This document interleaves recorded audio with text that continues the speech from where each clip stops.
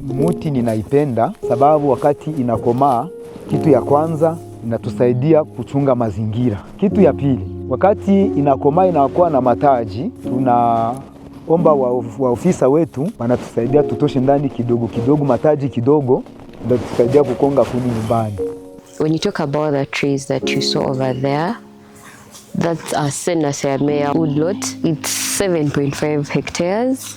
A few weeks back we did gap filling so that we are able to have a pure stand, as in trees that are well spaced, so that in the future they are basically used for firewood by the refugees, but still farmers can continue planting their crops for at least 3 years before the trees close up, since those trees are specifically planted within a buffer zone.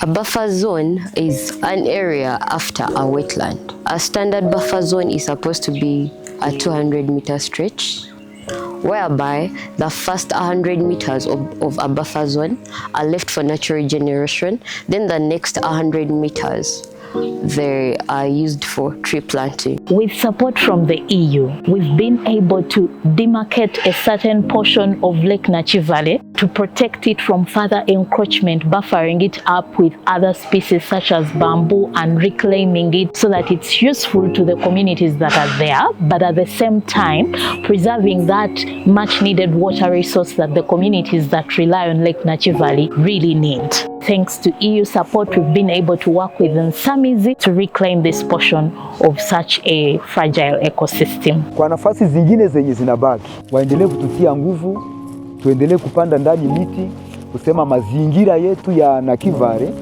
endelee kuwa nzuri na hewa ikuwe nzuri, mvua ipatikane. Wakati miti haiko, sasa jua inapiga, mimea yenye tumepanda inakauka.